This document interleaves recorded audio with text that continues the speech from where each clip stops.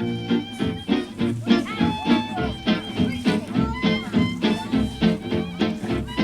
have three different categories of children that come.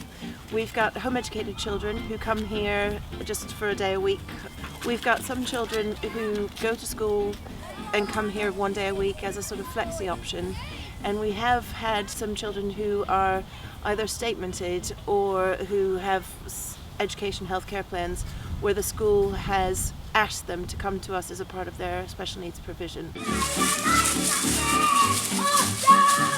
We're really growing by word of mouth, but we don't want to turn this into a huge operation. We really want it to be small enough that we can know all of the kids and work with them and sort of give them something that is directed at who they are.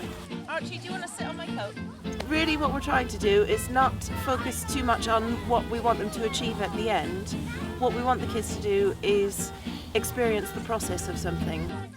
We've brought a kind of basis to start from, and then we're letting the kids go on from there.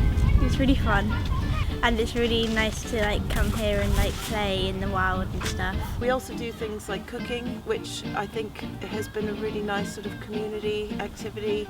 Doing things like making a pot of soup where everybody brings an ingredient to put into it, and just sort of strengthening that sense of responsibility towards one another. We made chocolate cake last week, and we cooked it in oranges, and we go on walks, and there's a waterfall down there, and we went on the stream along there. The kids wanted to build a tree house, so that's taken a long time. It's a difficult project. It requires lifting, sawing, hammering, all of which are physical skills that are hard for them when they're small. It's musical! They're crazy. Ow! If they don't work on it one week, they come back and it's the same the following week. And I think they're really learning that unless they commit themselves to it and they put the time into it, it just isn't going to happen. We have to do the rest of it like the ladder going up. There isn't any sort of magic fairy here that comes and nails boards in when they're not looking. They've got to do it themselves, and I think they are slowly starting to understand that, that's a big project that they have to put their time into for it to work. I don't really like doing it with tons of people hammering next to me. It kind of makes me feel like I'm going to get hit in the head. What I want to do here is to teach children to assess risk for themselves.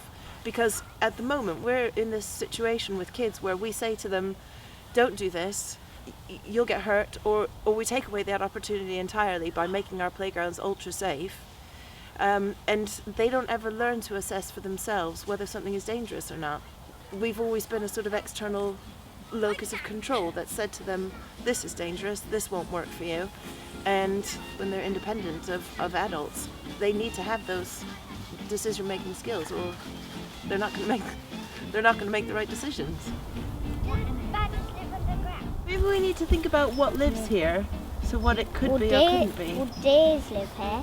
Deers live here. Yeah, we've seen deer, haven't we? Kids spend a lot of time sitting and receiving information at school, and this is an opportunity for them to do the complete opposite. So they've got the freedom to explore things and to investigate the world around them, and they also have complete freedom of movement. The pure physical need that the children have is to become strong and agile, and they need to be in an environment where they have free movement.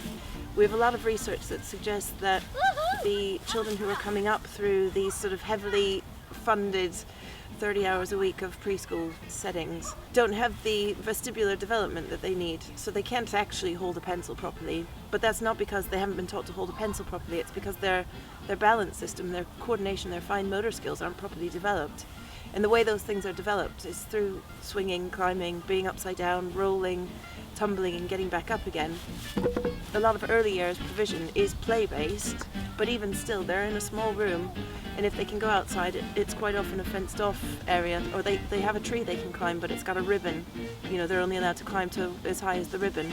So this is true free play, and this is true physical engagement for them, as well as the opportunity to really be in the world. If we don't have enough fabric to decorate 2 trees, we can easily go into the forest and get lots of bones and pretty sticks and things. Occupational therapists around the world are talking about how they are trying to remediate problems that are coming to them because children are spending so much time indoors in front of screens and on flat ground. At the very basic level, our bodies have developed over millennia to navigate rocky and bumpy terrain, and that's really good for our developing brain to be able to anticipate dips and things like that. And now children spend a lot of time on flat ground. They go from a carpeted house to a pavement that's flat to a school that's got tiles. Their bodies don't learn that, and as such their brains are not as robust as they ought to be. And without the brain developing wholly, you don't get the academic strength that our curriculum is trying to get.